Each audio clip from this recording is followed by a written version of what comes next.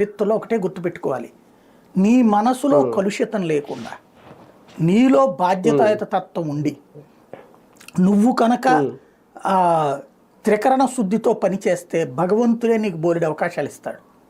నేను ప్రత్యక్షంగా చూసినటువంటి అనేకం అనుభవించినటువంటిది. నేనేమి అక్కడ ఆ గుడికి అని చేయలే, దేవుడికి సంబంధించినటువంటి దాంట్లో నా వృత్తి ప్రకారం నేను చేసినటువంటి పనికే భగవంతుడు ఆనాడు ఆశీర్వదించినటువంటి వివిధ సంఘటనలు చూస్తే నాకు అనిపించినటువంటి ఫీలింగ్ అంటే దేవుడు చూస్తూనే ఉంటాడు. ఇవాళ నువ్వు నన్ను చాలా భయపెట్టేస్తారు చుట్టూతో ఉండేటటువంటి వాడు. నీలో మలినత్వం ఉండకూడదు, నీలో కపటత్వం ఉండకూడదు.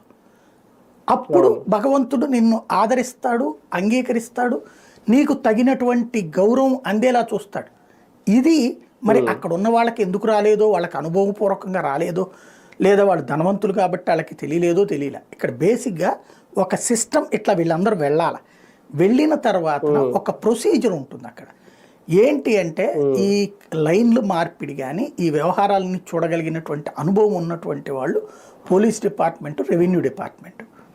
ఇదివరకు ఒక సిస్టమ్ ఏమి ఉండేదంటే ఈ నలుగురు కమిటీతో కూడిన తర్వాత వీళ్ళు ఒక కమిటీ ఒక లిస్ట్ తయారు చేసేవాళ్ళు. ఎలాగా అంటే ఇప్పుడు 9 సెంటర్లు పెట్టారు కదా, 9 సెంటర్లకి ఒక్కొక్క సెంటర్కి ఒక ఆర్డీఓ ఇన్ఛార్జిగా, ఒక డిఎస్పి పోలీస్ డిపార్ట్మెంట్ నుంచి, అట్లాగే ఒక వీళ్ళని ఏమంటారు విజిలెన్స్ ఆఫీసర్, ఇప్పుడు వీళ్ళ తరపున ఉంటారు కదా డిపార్ట్మెంట్ తరపున, టీటీడీ తరపున వాళ్ళు ఒకళ్ళు, అంటే టీటీడీ సెక్యూరిటీ అనమాట. ఇప్పుడు సివిఎస్ఓ ట్రాన్స్ఫర్ చేశారు కదా, ఆయన తరహాలో ఏది విజిలెన్స్ డిపార్ట్మెంట్ ఆఫీసర్లు ఉంటారు, సిఐ స్థాయి అనమాట.